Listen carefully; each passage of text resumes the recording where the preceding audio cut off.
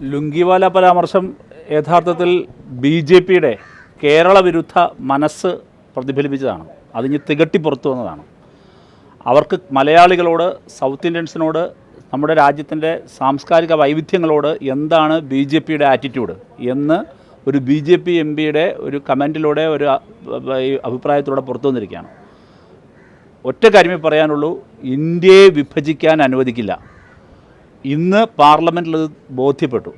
നിങ്ങൾ സൗത്ത് ഇന്ത്യനെന്നോ ഭാഷയുടെയോ അല്ലെങ്കിൽ വസ്ത്രത്തിൻ്റെയോ ഒക്കെ പേരിൽ നിങ്ങൾ വിഭജിപ്പിക്കാൻ, മതത്തിൻ്റെ പേരിലൊക്കെ ശ്രമിക്കുമ്പോൾ ഇന്ന് ഈ വളരെ മോശപ്പെട്ട പരാമർശത്തിൻ്റെ, അധിക്ഷേപ പരാമർശത്തിൻ്റെ സഭയിൽ പ്രതിഷേധിക്കാൻ ഇറങ്ങിയത് സൗത്ത് ഇന്ത്യൻസ് മാത്രമല്ല, കാശ്മീർ മുതൽ കന്യാകുമാരി വരെയുള്ള ബി.ജെ.പി വിരുദ്ധരായ മുഴുവൻ പേരുണ്ടായിരുന്നു.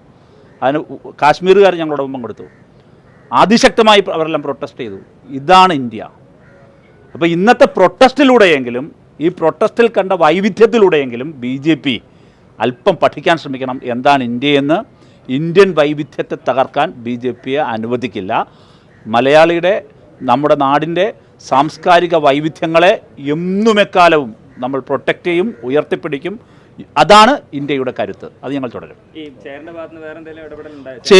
ചെയറിൻ്റെ ഇന്നത്തെ റൂളിങ്ങിനെ പൂർണ്ണമായി സ്വാഗതം ചെയ്യുകയാണ്.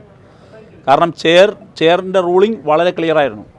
അദ്ദേഹം പറഞ്ഞു, ഏതെങ്കിലും തരത്തിലെ യൂണിറ്റി ഇൻ ഡൈവേഴ്സിറ്റി, നമ്മുടെ ഡൈവേഴ്സിറ്റിയാണ് നമ്മുടെ കരുത്ത്. ആ ഡൈവേഴ്സിറ്റിയെ ഹട്ട് ചെയ്യുന്ന ഒരു തരത്തിലുള്ള പ്രയോഗവും ഭാവിയിൽ ഹൗസിൽ ഉണ്ടാകരുത് എന്ന് ചെയർ പറഞ്ഞതിന് സ്വാഗതം ചെയ്യുകയാണ്.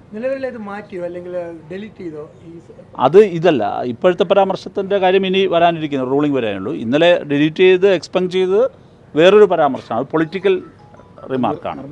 നിർമ്മല സീതാരാമൻ ഇപ്പോൾ അദ്ദേഹം ചെയർ റൂളിങ്ങിൻ്റെ ഭാഗമായി തന്നെയായിരുന്നു അത് പറഞ്ഞത്.